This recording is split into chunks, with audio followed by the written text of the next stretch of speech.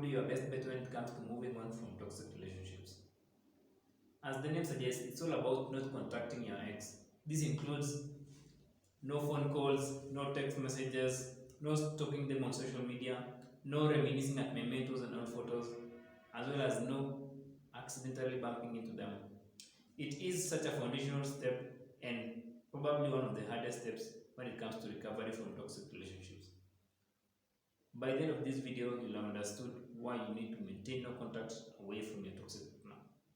Firstly, no contact enables you to move forward with your life. Without much information of what your toxic ex is up to or who their new catch is, you get the chance to explore the endless possibilities which life has to offer to you, away from their constant manipulation. It is this space between you and them which will give you mental clarity and enable you to enjoy your life as you focus more on yourself. Without much external influence on what you're doing, you'll get the chance to now re-examine your goals as you strive towards reclaiming the life you deserve. This is the space where you are in control of your present life as well as your prospective future. Secondly, going no contact allows us the time and space to heal and grieve. And as they say, we cannot heal in the same environment which broke us. The ending of a relationship has the same negative emotions as when we've lost a loved one. We experience feelings of loneliness and sadness.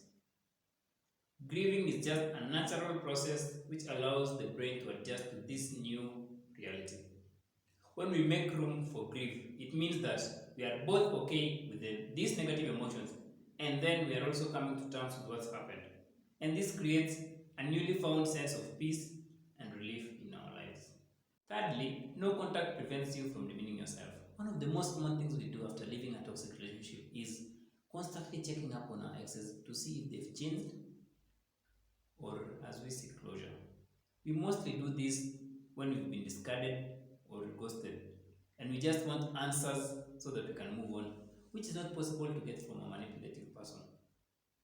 We may find ourselves constantly calling them and sending them text messages every day and night. And this leaves a huge dent in your self-esteem and self-confidence.